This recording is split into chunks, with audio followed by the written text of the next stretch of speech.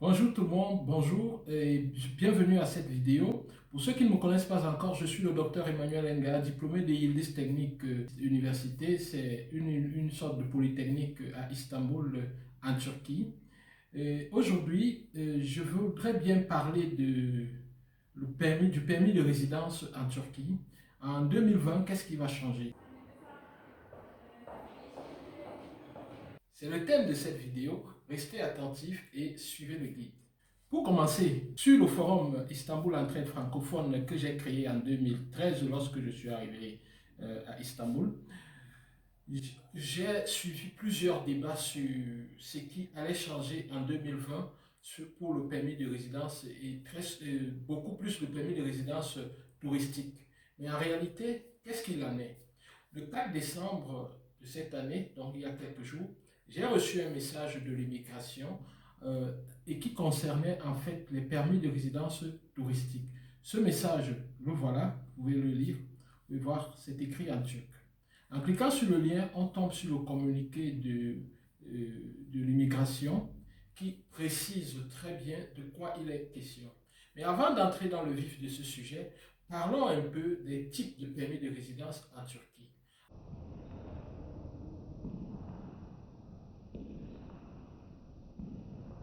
En Turquie, il existe 6 types de permis de résidence.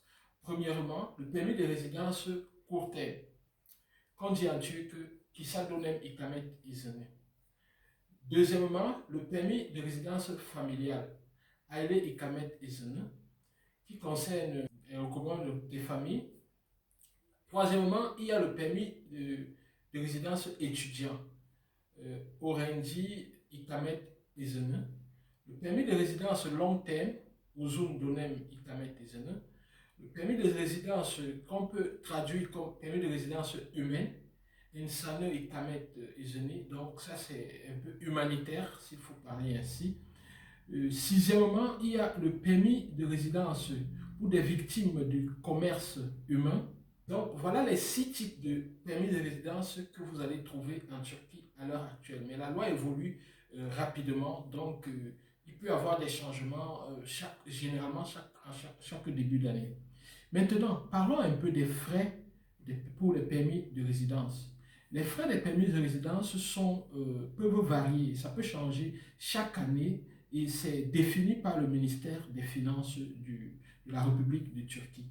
Par exemple, en 2019, c'est-à-dire net en janvier 2019, les frais pour le carton du permis de résidence, rien que le carton, c'était 89 télé. C'était un peu moins en 2018 et un peu moins en 2017. Donc, ça peut augmenter en fonction de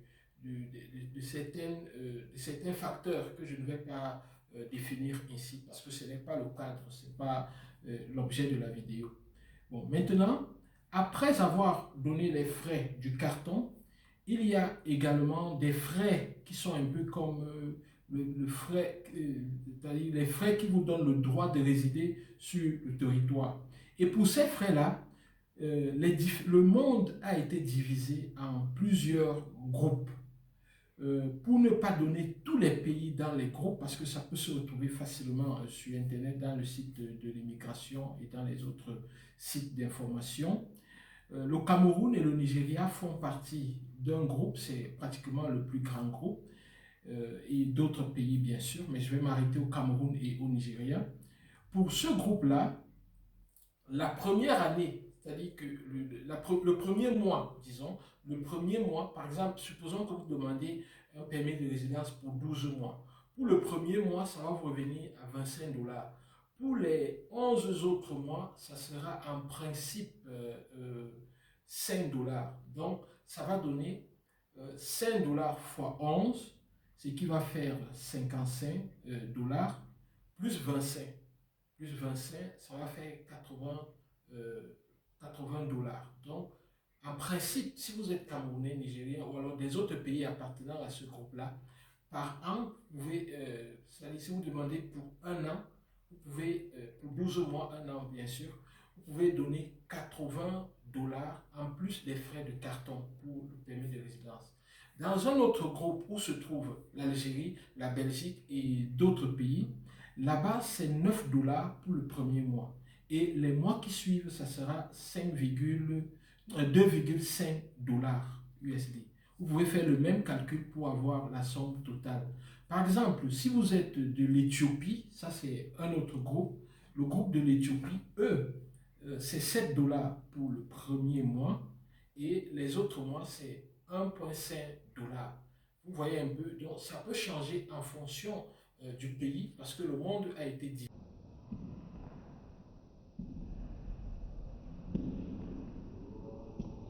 Pour un autre groupe constitué des pays comme le Maroc, l'Égypte, la Tunisie, pour le premier mois, c'est 5 dollars et pour les autres mois qui vont suivre, c'est 0,5 dollars. Pour les autres pays qui ne sont pas listés là-bas, ça donne entre 40 télé et 203,40 télé comme cela. Donc, ceci étant, ça peut se calculer comme 21 télé par jour. Mais en principe, il y a le minimum et il y a le max. Il y a le max, il y a le minimum. Donc, ça ne va pas dépasser 204 télé en moyenne. Mais pour le second mois, on va prélever 135,10 télé par mois pour les mois qui suivent, pour les pays qui ne sont pas sur les différentes listes. Ça, c'est un peu ce qui concerne les frais pour le permis de résidence.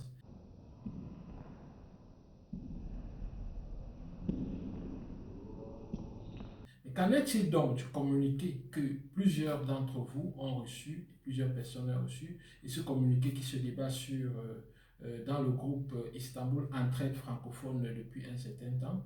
Ce communiqué précise juste que pour des étrangers qui vivent en Turquie avec un permis de résidence touriste, c'est-à-dire que s'ils ont pris, si vous avez eu un permis de résidence touristique pour une durée de 1 an ou plus, en une fois, ça veut dire que vous êtes venu une fois, vous avez pris 2 ans ou 3 ans, c'est-à-dire plus de 1 an ou plus, ou alors de manière cumulée, c'est-à-dire vous avez d'abord pris 1 an, vous avez encore pris 1 an, ça va faire 2 ans, ou alors vous avez pris 8 mois, après vous avez encore pris 8 mois, ça fait 1 an, ça fait 16 mois si vous voulez, donc 1 an et 4 mois.